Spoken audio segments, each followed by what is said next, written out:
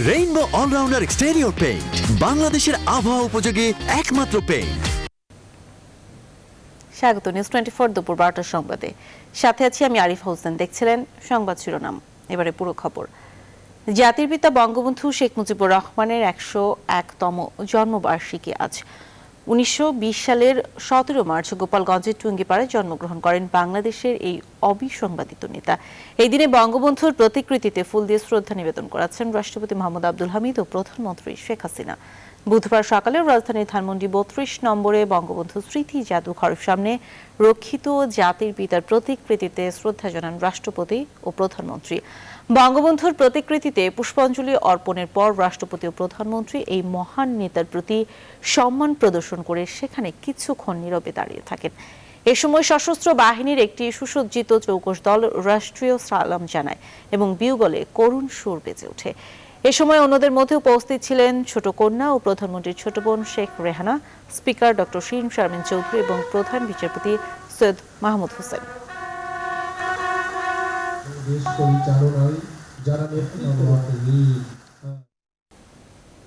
শিশুদের প্রতি কোনো ধরনের সহিংসতা যেন না ঘটে তা নিশ্চিত করতে সরকার আইন করেছে উল্লেখ করে প্রধানমন্ত্রী শেখ হাসিনা বলেছেন, এই বিষয়ে অভিভাবক এবং বয়োজ্যেষ্ঠদের সচেতন হতে হবে।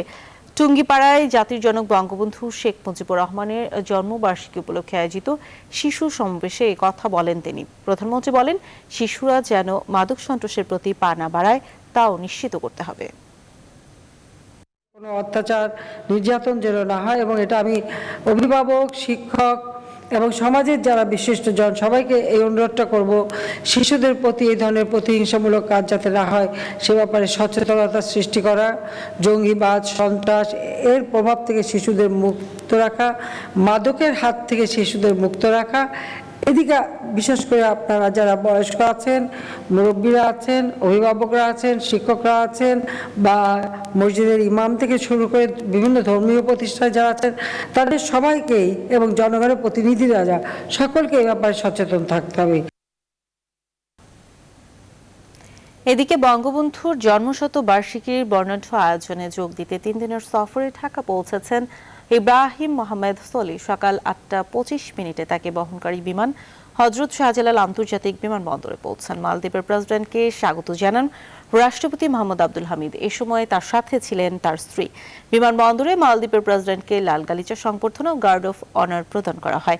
বিমানবন্দর থেকে মালদ্বীপের প্রেসিডেন্ট জান সাফার জাতীয় স্মৃতিসৌধে, সেখানে শ্রদ্ধা জানানোর পর তিনি পৌঁছান ধানমন্ডি 32 নম্বরে।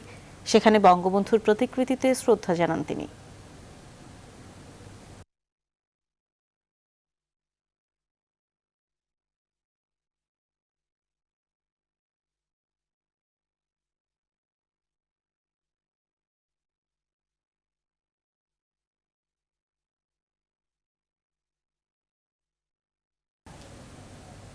বঙ্গবন্ধুর জন্মশতবার্ষিকী আর স্বাধীনতার সুবর্ণ জয়ন্তীতে বিশ্বের বুকে মাথা উঁচু করে দাঁড়িয়ে সেই সোনার বাংলা। স্বাধীনতা পরবর্তী বাংলাদেশের নেতৃত্ব দিয়েছিলেন মাত্র 3 অর্থবছর, অথচ এই সময় মাথাপিছু আয় এবং বিস্ময়কর প্রবৃদ্ধি অর্জন করে বাংলাদেশ। পরে বঙ্গবন্ধু সোনার বাংলা বিনির্মাণে তার সুযোগ্য কন্যা শেখ হাসিনার নেতৃত্বে এখন উন্নয়নের রোল মডেল বাংলাদেশ। সোনার বাংলার স্বপ্ন যাত্রার কথা বিস্তারিত জানাচ্ছেন বাবু কামরুজ্জামান। বাংলাকে দমিয়ে রাখা যায়নি। 50 বছর আগে ইতিহাসের মহানায়কের দৃপ্ত উচ্চারণ আজও চিরসমুজ্জ্বল। তার তর্জনীতেই লেখা হয় 56,000 বর্গমাইলের ইতিহাস, গণমানুষের অর্থনৈতিক মুক্তির ভাবনাও। যুদ্ধ পরবর্তী সদ্য স্বাধীন বাংলাদেশ যখন নানা বিপর্যয় আর দুর্ভিক্ষের ছোবলে ছিন্ন ভিন্ন, তখন মাত্র 3 বছরেই বঙ্গবন্ধুর নেতৃত্বে মাথাপিছু আয় 1970-71 সালের $85 থেকে উঠে আসে $273। বিশ্বব্যাংকের হিসাবে কেবল মাথাপিছু আয় নয়, 1970-71 অর্থ বছরের নেতিবাচক প্রবৃদ্ধি আশ্চর্য হলেও তা 1974-75 সালে ছাড়িয়ে যায় 7%। এছাড়া মূল্যস্ফীতির চাপ কমে আসে অন্তত 20%। কৃষিনির্ভর বাংলাদেশের খাদ্য উৎপাদনও বাড়ে বঙ্গবন্ধুর নেতৃত্বেই। তার রাজনীতির মাধ্যমে অর্থনৈতিক মুক্তি অর্জন এবং মৌলিক চাহিদা মানুষের যাতে ব্যবস্থা করা যায়, সেটা তার অর্থনৈতিক মূল দর্শন ছিল। মানুষ ছিল কেন্দ্রবিন্দুতে তাদের কল্যাণ সাধন। কোনো অবকাঠামো নেই, কোনো প্রতিষ্ঠান নেই, কোনো রকমের $1 রিজার্ভ নেই, এরকম একটি দেশকে তিনি ছাই ভস্য থেকে টেনে একটা সমৃদ্ধির মহাসড়কে তুলে দিয়েছিলেন। বঙ্গবন্ধু কন্যার হাত ধরে বঙ্গবন্ধুর দেখানো পথেই এগিয়ে চলছে বাংলাদেশ। শত প্রতিকূলতা মোকাবেলা করেই বিশ্বের বুকে মাথা উঁচু করে দাঁড়িয়ে বাংলাদেশ। তাই তো 1971-72 সালের মাত্র $900 কোটি অর্থনীতি এখন বঙ্গবন্ধু কন্যার নেতৃত্বে বহুগুণ বেড়ে দাঁড়িয়েছে $33,000 কোটি। দারিদ্র্য নির্মূলে বড় সাফল্য তো আছেই, ইতিহাসের রেকর্ড রিজার্ভ ছাড়িয়েছে $44 বিলিয়ন। এছাড়া প্রতিবেশী ভারত ও পাকিস্তানের চেয়েও বাংলাদেশ এগিয়ে নানা সূচকে। পাকিস্তানের চেয়ে প্রায় দ্বিগুণ মাথাপিছু আয়, আর ভারতের মাথাপিছু জিডিপিকেও ছাড়িয়েছে বাংলাদেশ। তো এই 10 বছরে জনবন্ধু শেখ হাসিনার নেতৃত্বে অর্থনীতিটা এমন ভাবে দ্রুত গতিতে, অত্যন্ত স্টেডি ভাবে এটা অগ্রসর হয়েছে সর্বক্ষেত্রে। শুধুমাত্র আমরা স্বল্পোন্নত দেশ থেকে উন্নয়নশীল দেশেই পৌঁছিনি, আমাদের অন্যান্য যে সমস্ত সূচক, যেমন সামাজিক সূচক, জীবনের আয়ু, শিশু মৃত্যু, মাতৃমৃত্যু, প্রতিটি ক্ষেত্রে বাংলাদেশ আজকে বিশ্বের বিস্ময়। 50 বছরের পথচলায় তলাবিহীন ঝুড়ি মুজিব বর্ষে পেয়েছে উন্নয়নশীল দেশের চূড়ান্ত সুপারিশ। অর্থনৈতিক অগ্রযাত্রায় পদ্মার বুকে রচিত হয় উন্নয়নের নবযাত্রা, আর অবাক তাকিয়ে রয় বিশ্ব। বাবু Kamruzzaman, news 24, Dhaka. Dhaka medical college হাসপাতালের নতুন ভবনের 2য় তলায় করোনা ইউনিটের আইসিইউতে অগ্নিকাণ্ডের ঘটনা ঘটেছে। আজ সকাল 8:10 দিকে অগ্নিকাণ্ডের ঘটনা ঘটে। আইসিইউ থেকে স্থানান্তরের সময় 3 জন রোগী মারা গেছেন বলে জানিয়েছেন হাসপাতালের পরিচালক ব্রিগেডিয়ার জেনারেল নাজমুল হক। মারা যাওয়া রোগীদের কেউ দগ্ধ হননি বলে জানিয়েছেন তিনি। যে 3 জন রোগী মারা গেছেন তাদের নাম ও পরিচয় এখনো জানা যায়নি। এদিকে আগুন লাগার কারণ অনুসন্ধানে তদন্ত কমিটি গঠন করেছে কর্তৃপক্ষ।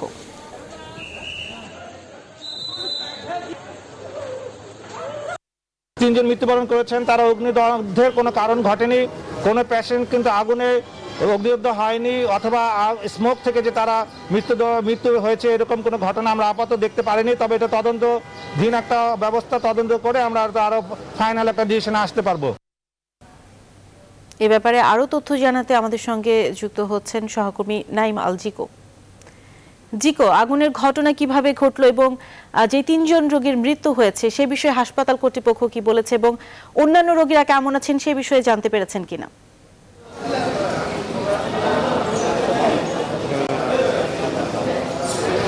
জি আরিফা, ধন্যবাদ আপনাকে। যেমনটি জানেন যে এর আগে আমি জানিয়েছি যারা এখানে মোট 14 জন রোগী ছিল এবং যার মধ্যে 11 জনকে উদ্ধার করা সম্ভব হয়েছে। আসলে 14 জনকে উদ্ধার করা হয়েছিল, 3 জন যাদের মধ্যে নিহত হয়েছেন। এবং চিকিৎসক কিন্তু বলেছেন যে এই অগ্নিকাণ্ডের ঘটনার কারণে তাদের কারো মৃত্যু হয়নি, বা আগুনে অর্থাৎ ধোঁয়ায় কিংবা আগুনে পুড়ে তাদের কিন্তু মৃত্যু হয়নি। এখানে কিন্তু স্বজনরা রয়েছেন, স্বজনদেরও কিন্তু অনেক ধরনের অভিযোগ রয়েছে। আসলে আমরা এখানে যারা স্বজন রয়েছেন তাদের সাথে একটু কথা বলতে চাই, এবং তারা যে অভিযোগটি আসলে করে আসছেন সেটি হচ্ছে তাদের সময় মতন তাদের কাউকেই হলো ওখান থেকে বের করা হয়নি। আসলে আপনার কে ছিল? এবং আমার আপন ইমিডিয়েট বড় ভাই, উনি একজন অফ দ্য রিটায়ার্ড একজন ইঞ্জিনিয়ার ছিলেন। তো এখানে আমার কমপ্লেন হলো কিভাবে মারা গেল, এটা তো আমরা বডিতে যা পাইছি ওনার অ্যাশ পাইছি, ধোঁয়া যেটা আগুনেরই মুখ পেয়েছে, ইয়াতে পুরো অ্যাশ পাইছি আমরা। যেটা হলো নিয়ম হয়েছে সারা ওয়ার্ল্ডে, যেটা একটা হসপিটাল আপনারা নিজেও দেখছেন, এখানে কোনো ইয়ে দেখছেন ফায়ার এক্সটেনশনার পাইছেন? Nothing is there. পোম থাকে পাইপে, হোস পাইপ থাকে পোমে, তারপরে পোম স্প্রে থাকে, সিলিংয়ে স্প্রিঙ্কল থাকে, কিছুই নাই। ডার্কে মারা গেছে, উনি হিটে এবং ধোঁয়ায় মারা গেছে একদম পুরা। এই ধরনের কোনো কিছুই দেখিনি আমরা এসে। এবং ওনার বডিতে পুরা অ্যাশ ছিল, ক্লিন করছি এরকম, পেস্টটা আফ্রিকান পেস্ট হয়ে গেছিল এমন অবস্থা ওনার পুরা। এই অবস্থা কালকে তো গ্রাজুয়ালি কালে ডেভেলপ ছিল 90 to 100 ভিতরে। ভেতরে কি আপনারা যেতে পারছেন? না, ভিতরে ওনার আমার ওই ওনার ছেলে মেয়ে ছিল, ওদেরকে ভিতরে যখন ঢুকতে দেন আর বন্ধ করে ইয়া করে আর ওরা তো সবাই ইয়েতে। যেমনটি শুনছিলেন যে এখানে আরো বেশ কয়েকজন আত্মীয় স্বজন ছিল এবং তাদের সঙ্গেও আমাদের আসলে কথা হয়েছে। তারা যেমনটি অভিযোগ করেছেন যে ভেতরে আসলে কাউকেই ঢুকতে দেওয়া হয়নি এবং তারা নিজেরাও কিন্তু হলো পর্যাপ্ত পরিমাণ ব্যবস্থা নেয়নি, যার কারণে এই ধরনের একটি ঘটনা ঘটেছে। নিজেদের স্বজনদেরকে তারা হারিয়েছেন বলে অভিযোগ করছেন এখানে যারা এসেছেন তারা। তো এই ছিল এখন পর্যন্ত এখানকার সবশেষ তথ্য আমার কাছে। আরিফা। জিকু, আপনাকে ধন্যবাদ। নাইমাল জিকু ঢাকা মেডিকেল থেকে আমাদের সঙ্গে যুক্ত হয়েছিলেন এবং ঢাকা মেডিকেলের করোনা ইউনিটে যে আগুনের ঘটনা সে সম্পর্কে সর্বশেষ তথ্য জানাচ্ছিলেন। আসলে একটি শ্রমিক কলোনিতে অগ্নিকাণ্ডের ঘটনা ঘটেছে, এতে কলোনিটির 200টি কক্ষ পুড়ে গেছে। এই বিষয়ে বিস্তারিত জানাতে আশুলিয়া থেকে যুক্ত হচ্ছেন সহকর্মী নাজমুল হুদা। নাজমুল, আগুন তো নিয়ন্ত্রণে এসেছে, তো এখন পরিস্থিতি কেমন দেখছেন? ফায়ার সার্ভিস কি বলছে?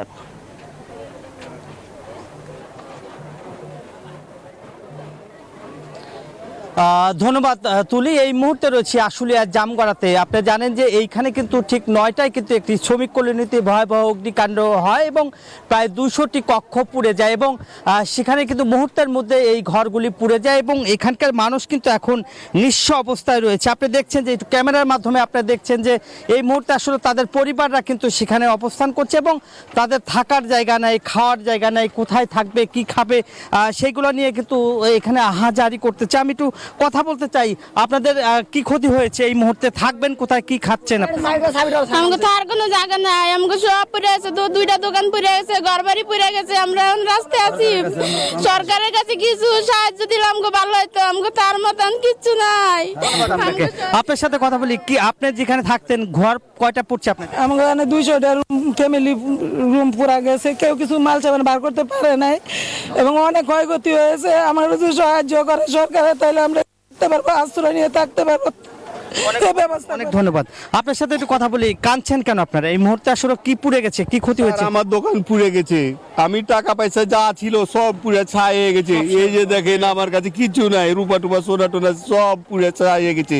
আমি মাল সামানা কিচ্ছু বের করতে পারি না। আমি গেছিলাম কাজে, রাজমিস্ত্রি কাম করি, আমি কাজে গেছিলাম, আমি শুনে হাঁকা বাঁকা করে এসব কিচ্ছু বের করতে পারি না। আমি আমার থাকার জায়গা নাই, খাওয়ার ব্যবস্থা নাই, কোনো কিছু নাই। ধন্যবাদ আপনাকে। যেমনটা আসলে বলছিলেন, এখানকার মানুষ তারা বলছে তাদের যে ঘরের সমস্ত মালামাল, অলংকার এবং টাকা পয়সা যা ছিল সবই কিন্তু পুড়ে ছাই হয়ে গেছে এবং এখন তারা একমাত্র সরকারের কাছে নির্ভর করছে। আসলে সরকার যদি তাদেরকে আশ্রয় দেয় এবং তাদেরকে সহযোগিতা করে তাহলে হয়তো এই 200 পরিবারের যে আশ্রয় তারা হয়তো খুঁজে পাবে। এই ছিল আমার কাছে আশুলিয়া জামগড়া থেকে পুড়ে যাওয়ার সর্বশেষ খবর। চলে যাচ্ছি স্টুডিওতে তুলির কাছে। তুলি। নাজমুল, আপনাকে ধন্যবাদ। নিচ্ছি একটি বিরতি, ফিরছি একটু পর, সঙ্গেই থাকুন। আরও একবার স্বাগত, দেখছেন নিউজ 24 দুপুর 12টার সংবাদ। বঙ্গবন্ধু শেখ মুজিবুর রহমানের ছাত্র জীবনের একটা অংশ কেটেছে কলকাতায়। 1942 সালে বঙ্গবন্ধুর কলকাতার ইসলামিয়া কলেজ ইন্টারমিডিয়েটের জন্য যখন ভর্তি হলেন তখন তিনি থাকতেন বেকার হোস্টেলে। সে কারণে বঙ্গবন্ধুর ছাত্র জীবনের প্রসঙ্গ এলে চলে আসে স্মৃতি বিজড়িত বেকার হোস্টেলের প্রসঙ্গ। শাকিল আবেদিনকে সাথে নিয়ে কলকাতা থেকে বিস্তারিত জানাচ্ছেন ভাস্কর সর্দার। ছাত্র জীবনের প্রসঙ্গ উঠে এলেই অবশ্যই উঠে আসবে তৎকালীন ইসলামিয়া কলেজের নাম, যার আজকের নাম মৌলানা আজাদ কলেজ, যেটি অবস্থিত কলকাতায়। আর বঙ্গবন্ধু যখন সেই ইসলামিয়া কলেজের শিক্ষার্থী ছিলেন তখন তিনি থাকতেন এই বেকার হোস্টেলে। 1942 সালে শেখ মুজিবুর রহমান কলকাতার ইসলামিয়া কলেজে ইন্টারমিডিয়েটের জন্য যখন ভর্তি হলেন তখন তিনি থাকতেন বেকার হোস্টেলের এই 24 নম্বর কক্ষে। সে কারণেই যখনই বঙ্গবন্ধুর ছাত্রজীবন প্রসঙ্গ উঠে আসবে তখনই ইতিহাসের পাতা থেকে উঠে আসবে তার স্মৃতিবিজড়িত এই বেকার হোস্টেলের প্রসঙ্গ। বঙ্গবন্ধু যেই কলেজে পড়তেন আমিও সেই কলেজেরই ছাত্র, তবে তখন কলেজের ওই নামটা ছিল না, এখন নাম মৌলানা আজাদ কলেজ।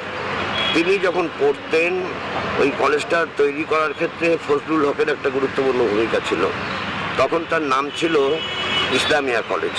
1946 সালে তৎকালীন ইসলামিয়া কলেজের ছাত্র সংসদের সাধারণ সম্পাদক পদে নির্বাচিত হন শেখ মুজিবুর রহমান। এরপর কলকাতা বিশ্ববিদ্যালয়ের অধীনে এই কলেজ থেকেই 1947 সালে রাষ্ট্রবিজ্ঞান ও ইতিহাসে ব্যাচেলর ডিগ্রি অর্জন করেন বঙ্গবন্ধু। পরে বঙ্গবন্ধুর স্মৃতিবিজড়িত হোস্টেল কক্ষটি সংরক্ষণের উদ্যোগ নেন স্থানীয় সরকার। আসলে আমরা সত্যি কৃতজ্ঞ ভারত সরকারের কাছে যে এই 1998 সাল থেকে এই বঙ্গবন্ধুর ব্যবহৃত 24 নম্বর কক্ষটি তারা বঙ্গবন্ধু স্মৃতিকক্ষ হিসেবে সংরক্ষণ করছেন। নেতাজি বলতে যেমনি সুভাষচন্দ্র বোস, স্বামীজি বলতে বিবেকানন্দ, ঠিক তেমনি বঙ্গবন্ধু বলতে কলকাতাবাসী শেখ মুজিবুর রহমানকেই চেনেন। আর সে কারণেই কলকাতা আগলে রেখেছে বেকার হোস্টেলের এই 24 নম্বর স্মৃতিকক্ষটি। ক্যামেরায় শাকিল আবদিনের সাথে ভাস্কর সর্দার, নিউজ 24, কলকাতা। 8-10টা শিশু কিশোরের মতো কেটেছে বঙ্গবন্ধু শেখ মুজিবুর রহমানের বাল্যকাল। তবে ছোটবেলা থেকে নেতৃত্ব, ধর্মনিরপেক্ষতা, সহমর্মিতার মতো গুণাবলীগুলো প্রকাশ পায় কিশোর মুজিবের মধ্যে। শিশুকালের এই গুণাগুণগুলো নিজের মধ্যে আমৃত্যু লালন করেছেন হাজার বছরের শ্রেষ্ঠ বাঙালি জাতির জনক বঙ্গবন্ধু শেখ মুজিবুর রহমান। শাহালি জয় রিপোর্ট। টুঙ্গিপাড়ার এ মাঠেই ফুটবল খেলতেন বঙ্গবন্ধু। ছোটবেলা থেকেই পছন্দ করতেন খেলাধুলা, তবে ফুটবলই ছিল তার প্রিয় খেলা। আজকের এই শিশুদের মতোই বঙ্গবন্ধু শেখ মুজিবুর রহমানেরও নির্ভার শৈশব কেটেছে খেলার মাঠে। তখন ব্যাংকপাড়া কিকার্স অ্যাসোসিয়েশন ইনি গঠন করেছিলেন এবং কালেক্টরেটের একটা দল ছিল। বঙ্গবন্ধুর পিতা কালেক্টরেটে চাকরি করতেন। ওই দলের তিনি তখন খেলতেন না, তখন তিনি ছিলেন ওই দলের ম্যানেজার। আর এদিকে বঙ্গবন্ধুর ফুটবল টিম হলো ব্যাংকপাড়া কিকার্স। এদের মধ্যে যখন প্রতিদ্বন্দ্বিতা হতো তখন দেখা যেত পিতা পুত্রের মধ্যে প্রতিদ্বন্দ্বিতা, এবং কেউ কাউকে ছাড় দিতে রাজি না। 1920 সালের 17 মার্চ গোপালগঞ্জের টুঙ্গিপাড়ায় জন্ম নেন জাতির জনক। 27 সালে 7 বছর বয়সে ডিমাডাঙ্গা স্কুলে শুরু হয় তার শিক্ষা জীবন। 2 বছর পড়েন এখানে। বর্তমানে বহুতল এই ভবনে শিক্ষা প্রতিষ্ঠানটির পাঠদান হলেও সে সময়ে গোলপাতার ঘরে 12 জন শিক্ষার্থীর সঙ্গে ক্লাস করতেন তিনি। এখানে একজন শিক্ষক ওনাকে পড়াতেন একটা গোলপাতার ঘরে। সেখানে এই শিক্ষকের নাম ছিল সুরেন্দ্রনাথ রায়। আমরা শুনেছি, কারণ উনি আমার দাদাদের সমসাময়িক ছিলেন। তো আমি আমার দাদার কাছ থেকে শুনেছি ওনার বাবা মাদারীপুরের কোর্টে চাকরি করতেন, বিধায় উনি 3য় শ্রেণীতে উত্তীর্ণ হওয়ার পরে উনি এখান থেকে চলে যান। বঙ্গবন্ধুর নেতৃত্ব গুণ প্রকাশ পায় স্কুল জীবন থেকেই। তার সমসাময়িক কেউ বেঁচে না থাকলেও জাতির জনকের এই গুণের কারণে গর্ব করেন উত্তর প্রজন্ম। তিনি যখন স্কুলের ছাত্র তখন হামিদ মাস্টার নামে একজন শিক্ষক তার ছিলেন, যার প্রভাব বঙ্গবন্ধুর উপরে পড়ে, এবং তিনি বঙ্গবন্ধুর নেতৃত্বে একটি ছাত্রদের দল গঠন করে মুষ্টি চাল সংগ্রহ করে তা গরিবদের মাঝে বিতরণ করতেন। জীবনের শেষ দিন পর্যন্ত যে অসাম্প্রদায়িকতার চর্চা করেছেন বঙ্গবন্ধু, সেই চর্চার প্রথম পাঠ হয় শৈশবকালে। তার যে একটা মানবতা যে দিকটা ছিল, এটা অতুলনীয়। আসলে সে ছিল মানবতা। তার কাছে হিন্দু মুসলমান কিছুই ছিল না। তার ম্যাক্সিমাম বন্ধু ছিল কিন্তু আপনার হিন্দু। এলাকার সকল মানুষের সঙ্গেই এমন ব্যবহার করতেন যে সবাই যেন তার আত্মীয়। তার মুরব্বীদের তো মুরব্বী জ্ঞান যেটা ছিল, এটা আমি বাংলাদেশের কাউকে দেখি নাই। নিভৃতপল্লী, টুঙ্গিপাড়া আর গোপালগঞ্জ সদরে কেটেছে জাতির জনকের শৈশব আর কৈশোর। বেরি আর চোখের রোগে আক্রান্ত হয়ে 4 বছর লেখাপড়া করতে না পারলেও 1937 সালে গোপালগঞ্জের মিশনারি স্কুল থেকে এন্ট্রান্স পাশ করেন তিনি। শাহ আলী জয়, নিউজ 24, ঢাকা। সময় আরেকটি বিরতি, ফিরছি একটু পর, সঙ্গেই থাকুন। আরও একবার স্বাগত, দেখছেন নিউজ 24 সংবাদ। করোনা পরিস্থিতি। বিশ্ব স্বাস্থ্য সংস্থার পর এবার ইউরোপীয় ইউনিয়নের মেডিসিনস রেগুলেটর EMA থেকে অক্সফোর্ড অ্যাস্ট্রাজেনেকার ভ্যাকসিন নিয়ে ইতিবাচক প্রতিক্রিয়া এসেছে। EMA জানিয়েছে এই টিকার সঙ্গে রক্ত জমাট বাঁধার কোনো সম্পর্ক নেই, বরং এই ভ্যাকসিনে ঝুঁকির চেয়ে উপকার অনেক বেশি। তবুও টিকাটির পার্শ্ব প্রতিক্রিয়া নিয়ে শঙ্কা কাটেনি ইউরোপের কয়েকটি দেশে। ফ্রান্স, জার্মানি, স্পেন এবং ইতালি বলছে তারা EMA এর অনুসন্ধানের ফলাফলের অপেক্ষায় আছেন, যা বৃহস্পতিবার প্রকাশ হবার কথা রয়েছে। অ্যাস্ট্রাজেনেকার পর ভারতের কোভিশিল্ড টিকার পার্শ্ব প্রতিক্রিয়া নিয়েও প্রশ্ন উঠেছে। দেশটির স্বাস্থ্য মন্ত্রণালয় জানিয়েছে কোভিশিল্ড ভ্যাকসিনটি নিরাপদ, তাই এটির প্রয়োগ চলবে। তবে ভ্যাকসিন নিয়ে এত দ্বিধা ও প্রশ্ন থাকলেও এ পর্যন্ত বিশ্বের 36 কোটি মানুষ করোনা টিকা গ্রহণ করেছে। যদিও সংক্রমণ ও মৃত্যুতে এখনো তেমন লাগাম টানা যাচ্ছে না। বিশ্বে গেল 24 ঘন্টায় আরও প্রায় 4.5 লাখ মানুষ সংক্রমিত হয়েছে। প্রাণ গেছে প্রায় 10,000 রোগীর। তার মধ্যে ব্রাজিলে একদিনে 2,798 জনের মৃত্যু হয়েছে। আক্রান্ত হয়েছে 84,000-এর বেশি। যুক্তরাষ্ট্রে অব্যাহত রয়েছে সংক্রমণের ঊর্ধ্বগতি।